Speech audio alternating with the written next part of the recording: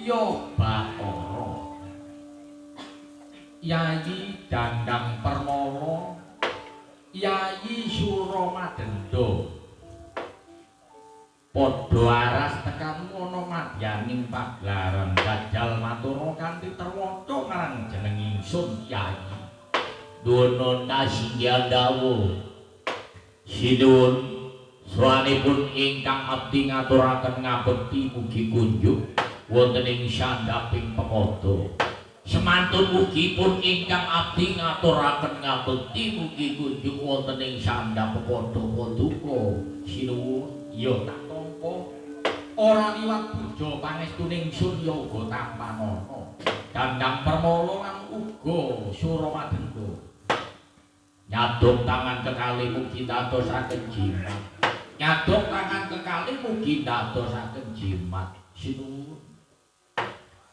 Dandang Permala kun kasinggihan dawuh ana kraton Perlembang kene tak waspadakno kok ana kedadean sing nyolowedi tegese kedadean sing aneh-aneh para kawula para sentaning praja padha gembruduk ana yaiku telaga Perlembang sing ana telenge negara kira-kira iki ana kedadean apa kok nganti para kawula iki tumplek blek ana ing telaga Perlembang. Wah, inggih. Pun ingkang abdi inggih dereng anyumerbi namung mirengaken ujaripun para sentananing praja bebasanipun ujare Mbok Bakul sinambiwara tegesipun kawruh-kawruh nika utawi warta-warta nika gethok tular saking Lintu Tiyang ning pun ingkang abdi dereng nyatakaken wonten ing telaga Perlembang menika. Dadi kaya ngono nggih. Semono uga Yayi Suramadenda ya uga ora ngerteni. Iki kula inggih dereng mangertos sinuwun. Duh, Kakang ngaturaken ketiwasan kados pundi Kakang?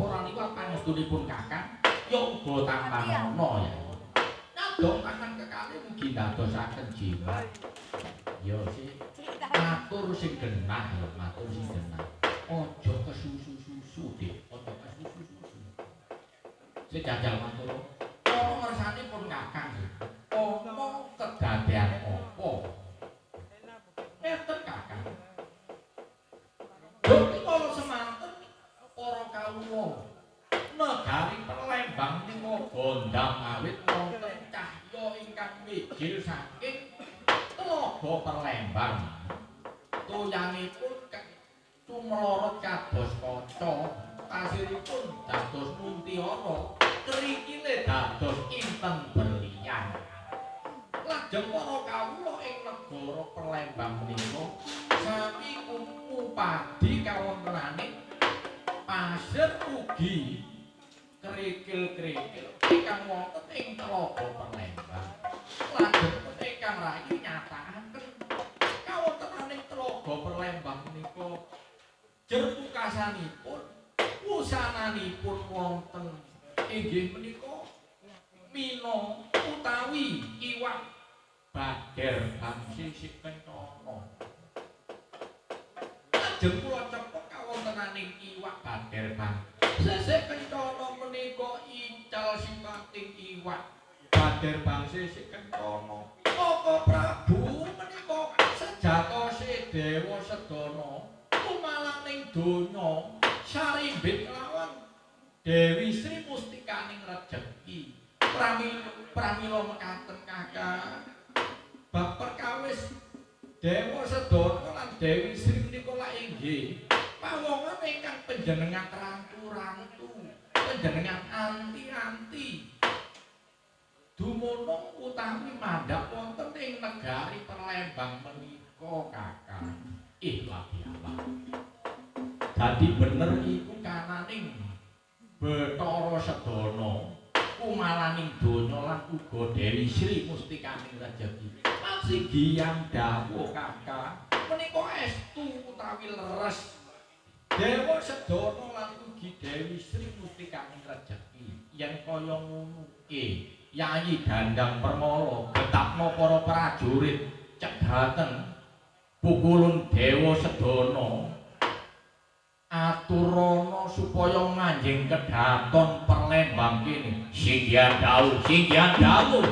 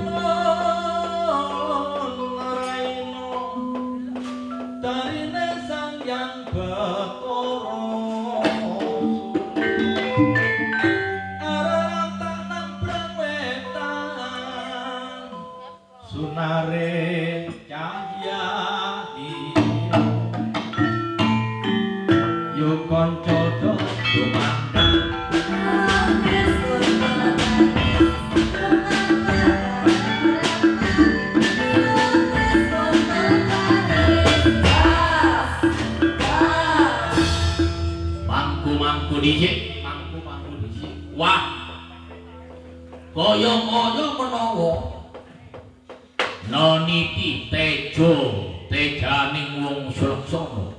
Wah, iki bener kananing Dewa Sedana kang kancik ana negara Perlembang iki. Dewa Sedana apa bener slirane sing den arani Dewa Sedana? Mara kaki matur marang wong kaya aku. Iladialah. Anak ulun yuganing kita anak mayu Marcapada. Nyata ora duweni subasita marang dewa. Pak, matur. Kon bener Dewa Sedana. Kon Dewa Sedana kon. Ya ora sisip, ya aku sing den arani Dewa Sedana. Wah, mapan kebeneran. Wis ora suwe-suwe dik, nggih. Mapan kebeneran. Dewa Sedana Jono Parang. Ngerti karo wong kaya aku. Ora ngerteni, aku ya ora bodho ngerti. Wah. Ya. Nek kaya ngono umpama tak dodono jenengku ra ya gak apa-apa sih. Iya monggo sapa kang dadi dodonan. Patih utawa gegeduting negara Perlembang iki. Patih Dandang Permala ya wong kaya aku. Sing mburi iki tumenggung Suromadenda. Tumenggung Suromadenda lan uga Dandang Permala ana parigawe. Nek nyoto bener iki Dewa Sedana tak irit tak aturno marang Gusti Ratuku Prabu Sandang Garba manuta marang pernataning Patih Dandang Permala. Dewa Sedana tak mulyakno tak enakno ana negara Perlembang iki. Kon bakal dadi sesembahaning wong Perlembang ini miturut dawuh ngendikaning Gusti Ratuku Prabu Sandang Garba. Nanging kosok waline nek kon gak manut pernataning Patih Dandang Permala, wah cilike tak bondo wiyasamu, gedene tak cepot cagak iku narpamu katon bangki kegelang-gelangan. Latialah kon sing diarani Patih Dandang Permala saiki aku ora gelem meneh, ora gelem besok, ora gelem ana pindhanana. Dewa Sedana ora bakal manut marang Patih Dandang Permala. Legane atiku maju sedangkan duweno karep karo wong kaya aku. Tak logo getihmu kon. Wah, ya sida mati mergo aku keparat. Kakak ya, tos kakak. Yai para mlayu tebis wiringi negara yo Yai. Nggih, mari kados pekantet kakak.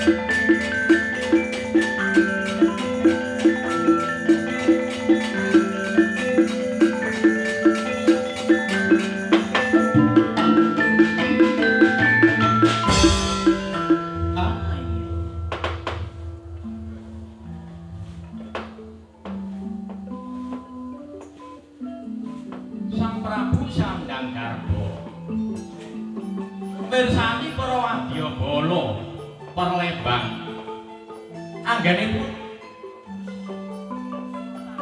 ngupaya nyepeng sang dewa sedana kirang kuwaga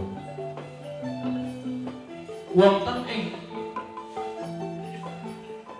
tepis wiringing pelagan utawi pinggire palagan nyipataken jemparing ingkang katandhaken dening dewa sedana saking landheping pusaka saking kandeling kulit pusaka natap dewa sedana macikat dawah wonten ing tepis wiring negari Sumedang Kamuyang.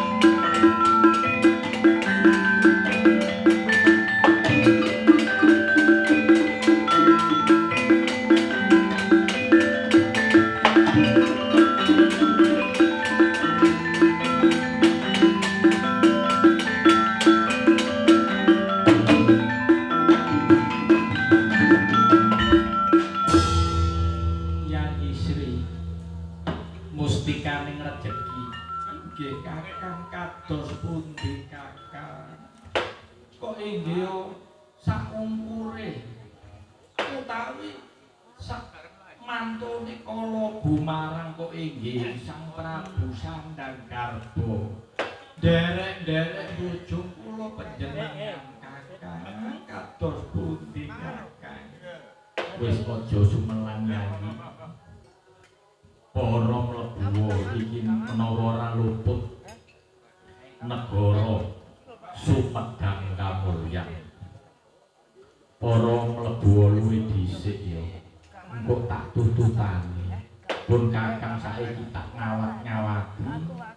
Prabu Sandang Garba luwih dhisik aja nganti mlebu ana ing negara Sumedang kamulyan ini. Menawi kados mekaten inggih Kakang kula tak mlampah mriko. Iya, mlaku.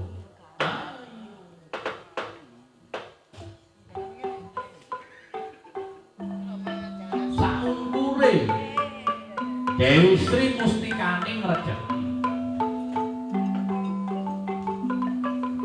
Sang Dewa sedana kumaraning donya. Jagi tepis wiring negari Sumedang kamulyan. Kinanti para kawat kekalih Sri Kuncung lan Sri Gundul. Nanging kawontenan menika ngantos ndadosaken gara-gara kagiri-giri. Sri Kuncung lan Sri Gundul rumaos kepegelen, rumaos kesayang kawonten. Anggenipun den bojo nglawan Sang Prabu Sandang Garba samadya balake. Sri Kuncung wujud cacukulan ingkang nyala wedi. Ing tembe dipun wastani tetukulan jagung kanan. Kinarya sandang pangane kawula ing perlemban. Lah dene Sri Gundul utawi Sri Gundul mancep wonten ing Bantara wujud tetukulan ingkang nyala wedi. Ing tembe tetukulan menika dipun wastani tetukulan bentul. Kinarya tetedhan utawi pangane kawula ing perlemban. Menika anyariosaken utawi bacutaken cerita ingkang wonten ing tepis wiring negari Sumedang kamulyan. Ingkang dipun wastani menika Sudara Anene Dewi Sri Mustikaning rejeki. Pinaringan asma Ni Dewi Sri Lonconowati utawi Ni Dewi Sri Kulowati. Upadi ingkang raka inggih Mbak Ayunipun Ni Dewi Sri Mustikaning ingkang durikala semanten kapernah putra-putraning Pukulun Hyang Anantaboga. Anggenipun ngupadi sederek sepuyu ngantos kancing wonten ing tebis wiring negari Sumedang kamulyan pinanggih dewa sedana biyu.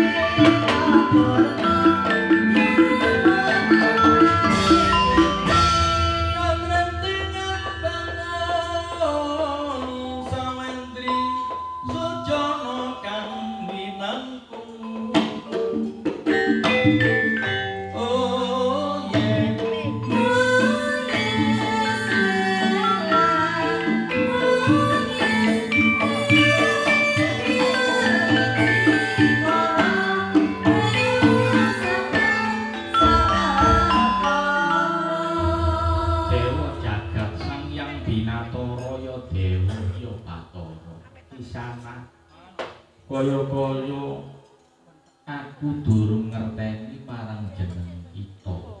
Jajal sih Madura kanthi terwaca sapa kang dadi dasa namanira.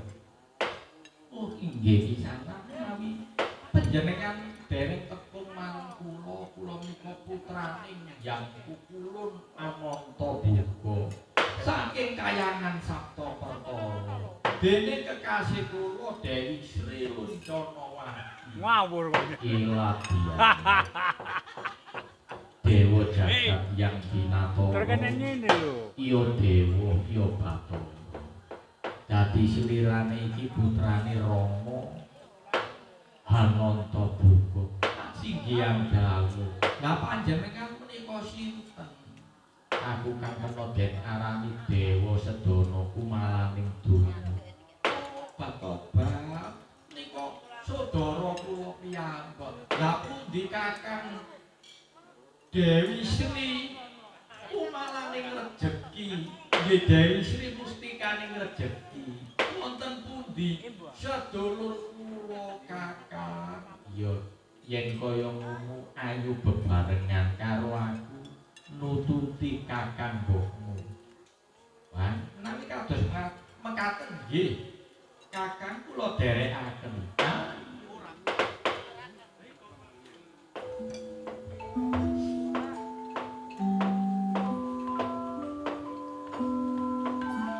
Dewi Sri Luncanawati. Sumawana Dewa Sedana.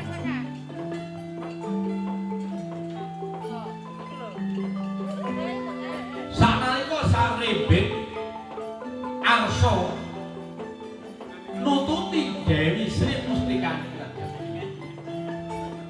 Nanging boten kengkang kersane Hyang Awu. Dereng ngantos bidal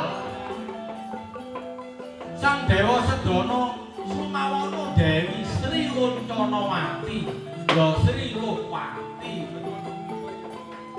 Dewi Sri mustikaning rejeki mirsani saking ketebian. Ingkang raka reruntung gandeng renting lawan wanudya. Panggarjitane Sang Dewi Sri mustikaning rejeki radyalah. Jek ditinggal sedhela Kakang Dewa Sedana. Mandar saiki gandeng sing diarani Dewi Sandawati. Apa iku satu kabutan? Apa wis pinter keblate kanane Kakang Dewa Sedana? Pramila ing mriku kawontenaning Dewi Sri mustikaning rejeki liga kawontenaning jumparing den balangaken kenging dadane Dewi Sri Luncanawati geblak dinya milapa.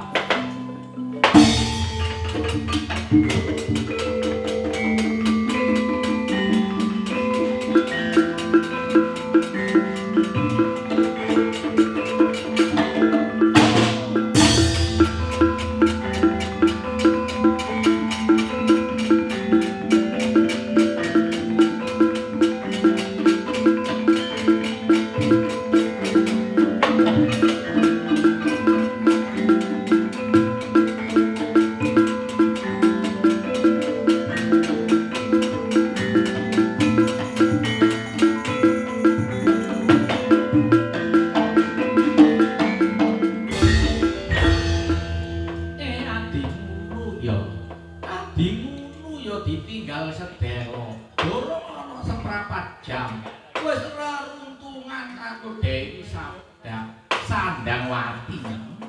Kakang Dewa Sedana nginger keblate ora cocok karo sedya kekarepan ing muri. Sri mustikaning rejeki nggih. Apa sing mbok lakoni Sri? Apa sing mbok lakoni Sri? Kula pejahi Dewi Sandawati Kakang. Radyalah Sri iku dudu Dewi Sri, dudu Dewi Sandawati. Iku munu Dewi Sri Luncanawati. dulurmu Anom iku ngono putraning Pukulun Hyang Antabuga. Lho, inggih taniku Kakang, saestu ta? Jenengan menika matur ingkang kados mekaten. Ora sesip iku ngono dulurmu dhewe. Ilah dialah. Duh, Yai, aku kok gak ero Yai. Kakang kados pundi lho? Rama kados pundi Rama? Apa ingkang kula lampahi menika? Rama Antabuga.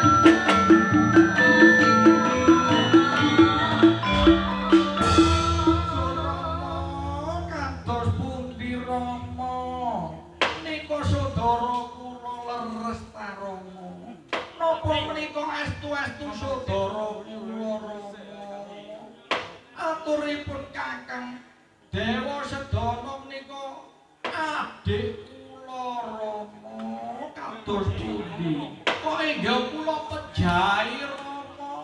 Napa ingkang kula lampahi menika Rama kados pundi Rama? Sri Mustikaning Rejeki. Nggih Rama kados pundi? Ora luput semendang pinara sewu. Iku ngono pancen ya bener adimu. Sri Loncana Ti rikala semono slirane diutus karo Pukulun Ratuning Ratnyawa Sekalir ninggalno kayangan Sabta Pertawa saperlu sarimbit mudhun ana ing Marcapada bebarengan karo Dewa Sedana. Mergo minangka kanugrahaning tanah Jawa, tanah dawa bumi Nuswantara, mapan ana negara sumedang kamulyan. Mula ing kono pun bapa nak ora krasa nangis, mongko pun bapa iki duweni sirikan ora oleh nangis. Lamun nangis pun bapa iki luncanane umpama roto ana Bantala iku wujud dadi jalma menungsa. Lah iki den arani Dewi Sri Loncanawati Gumunu adikmu Dewi. Lajeng kados pundi wong kula menika mboten sejo, mboten nyejo, mboten ngira menawi menika adik kula Rama. Panjenengan gesangaken malih Rama, kula nyuwun. Iya, sedelok jajal. Iki tak cukup kananing atine Sri Lowati iki apik ya. Nggih sae Rama, atine sae Rama. Iya. Atine iki tak buake ana segara kono. Atine Den Sri Loncanawati Den Bucal kelawan Pukulun Hyang Antabuga dawah wonten ing segara mbenjang ing tembe dados mina utawi iwak ingkang nyolowedi sinebataken iwak tongkol biru.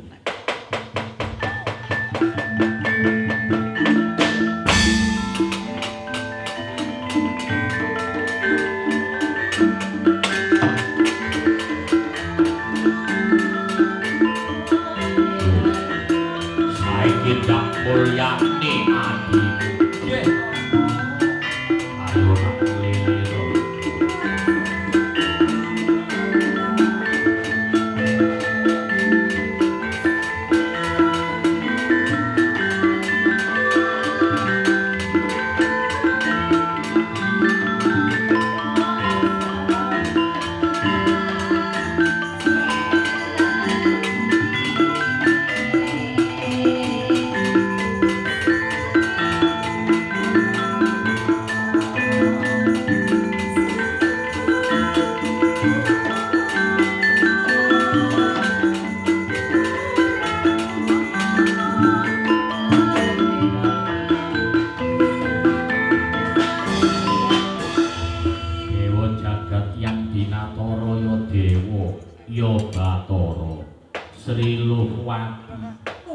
kasinggihan dawuh Rama ingkang putra ngaturaken ngabekti Rama. Iya tak tampa. Rama kados pundi sih Rama? Wong kula menika estu-estu abot, estu-estu awrat kelawan pun Kakang Mbok Sri mustikaning rejeki. Jer usanane wonten mriki kula kepanggih kula dipun pejahi Kakang Mbok Rama. Kula nderek panjenengan wangsul wonten ing kayangan Sabta Pertala mawon Rama. Iya yen kaya ngono ya ayolah bali karo pun Bapa. Ojo tak adi, ojo. Boten Kakang Mbok kula tak mantuk mawon. Ojo ya Yayi. Temen dek ojo melok Mbok ae lho. Melok Kakang Mbok ae. Gak nek Kakang Mbok iki kereng karo para temen lho. Iku mau ora sejo lan ora ngira. Tegesipun Kakang Mbok iki ora sengaja Yayi. Kados pundi Rama? Iku manut apa kang dadi? Ya iku atur-ature atimu dhewe Srilowati. Menawi kula kersa nderek Kakang Mbok nanging menawi tilem menawi sari kula boten purun ten pinggir lho nggih. Ya apa Sri mustikaning rejeki upama melok karo sliramu adimu njaluk turu tengah lak Nggih boten napa-napa Rama. Yayi rika nek melok Kakang Mbok ya nek turu ana tengah gak apa-apa mbok sing pinggir ae gak apa-apa Yayi. ya yen kaya ngono Dewa Sedana nuwun kasinggihan dawuh Rama ngene rikala semana jeneng kita mudhun ana Marcapada iki kantimu Sri Boncong Sri Gondol ana siji maneh yaiku sing kena den arani Bambang Arimurti kang kena den arani Wisnumurti iku melu mudhun Magelar ana Marcapada. Lah saiki kuwi ndedhepi sing den arani Kala Bumarang ana tepis wiring negara Sumedang Kamulyan ini. Mula njujuka utawa mlebu ana ing kraton Sumedang Kamulyan temonana Prabu Siman Pangukuwan aja nganti lali sarana sarananing kudu cumepah. Nuwun kasinggihan dawuh Rama. Nuwun kasinggihan dawuh Rama.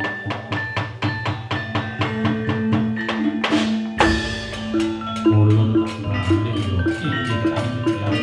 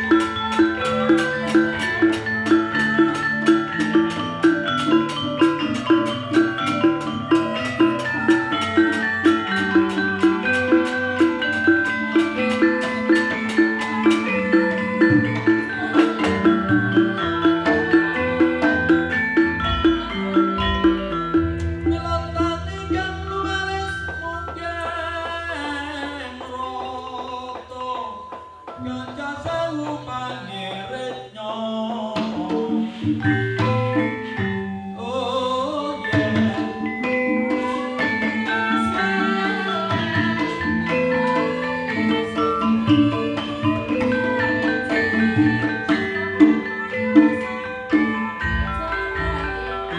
Wah. Upawani soge kendel iki ana bawongan wani ngalang-alangi laku jantraning Kala Gumarang lumebu ana ing negara Sumedang Kamulyan mumpung durung kepatenaran si jajal matura sapa kang dadi dosa namamu satriya Iwadyana yo kon Kala Gumarang yo sing gawe rusake tetanduran ana ing tlatah Sumedang Kamulyan kene.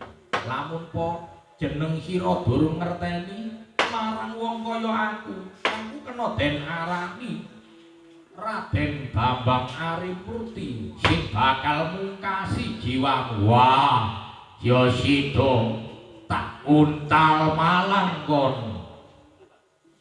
Badhe mergo aku.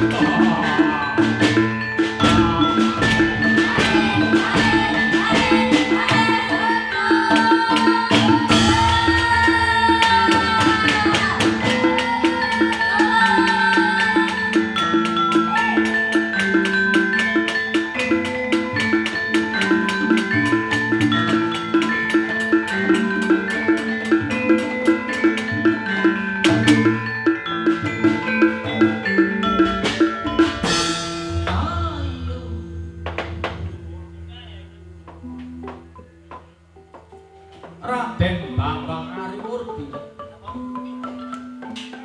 sanalika den untal malang kelawan Kala Gumarang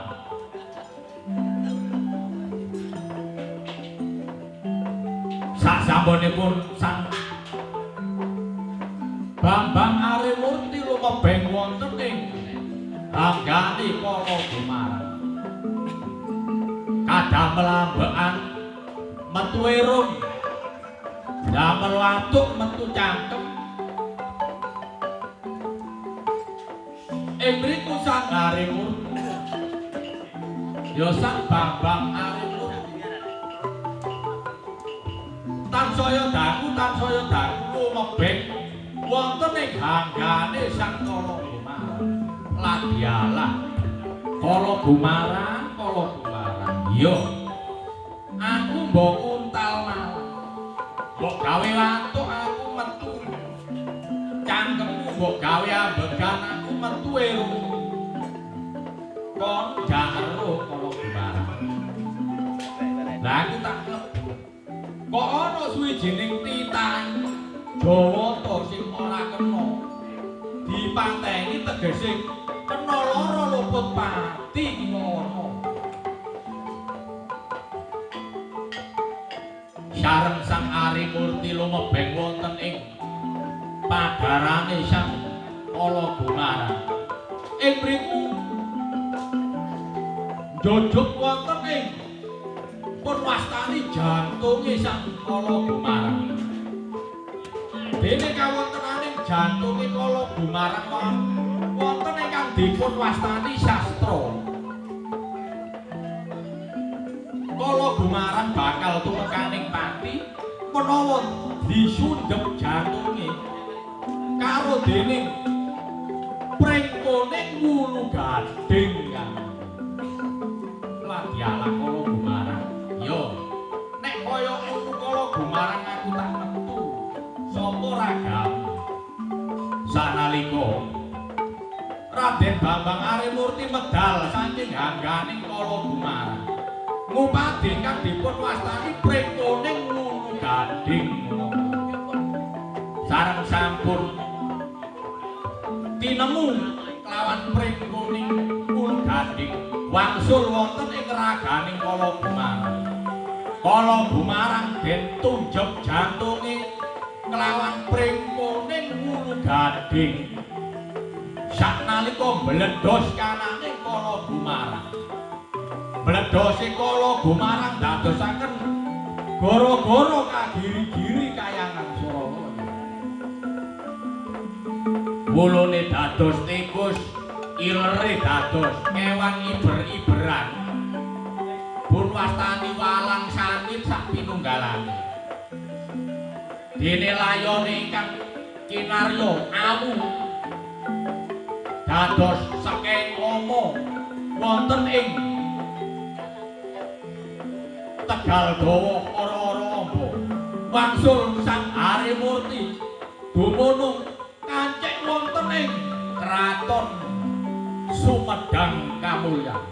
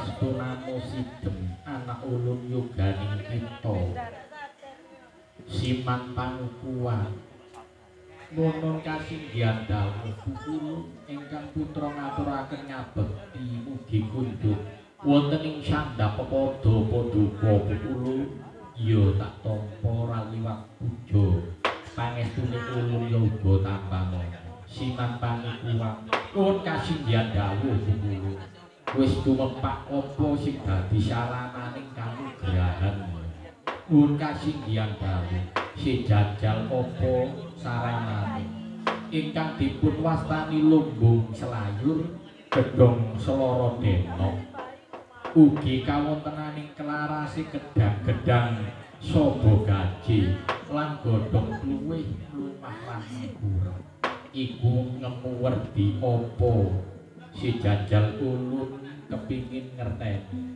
lumbung selayur menika ingkang dipun wastani lumbung utawi wadah selayur menika selaras utawi setiti utawi ingkang dipun wastani cocok utawi pas iya gedhong seloro denok menika dipun wastani gedhong utawi omah utawi panggenan seloro denok menika nemu teges ayu reh ning gadhahi kekajengan ingkang sae menika kedah ndarbeni rasa ati kang suci ya bener la sing den arani kelarase gedang sobo gaji nglarasaken wonten inggih menika kenugrahaning Jawata ingkang arupi tetanduran sak pinunggalanipun lan ugi tetedan sak pinunggalanipun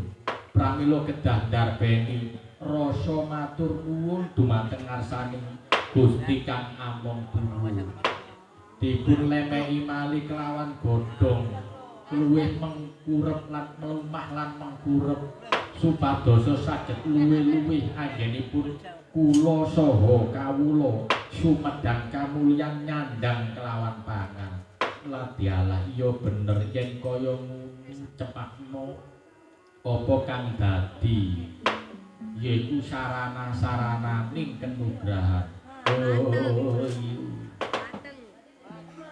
paripurna sang dewa sedana anggenipun wang-wang sabda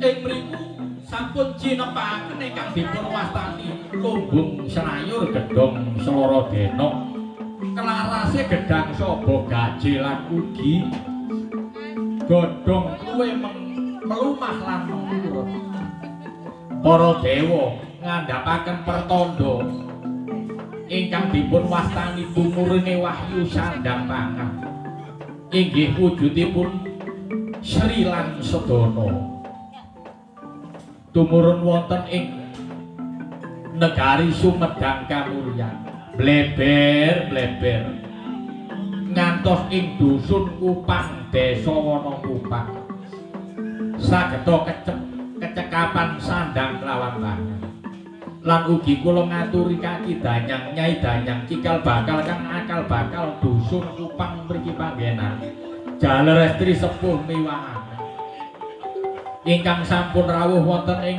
mriki panggenan kula aturi wangsul wonten ing panggenanipun piyambak-piyambak lan ugi sineksenan dinten 7 pekenan gangsal sasi taun kelawan windu wontenipun dinten Jumat Kliwon miwah Sabtu Legi sasi ruwah taun dal windu sancakya andadosaken tulak blai wekasanipun slamet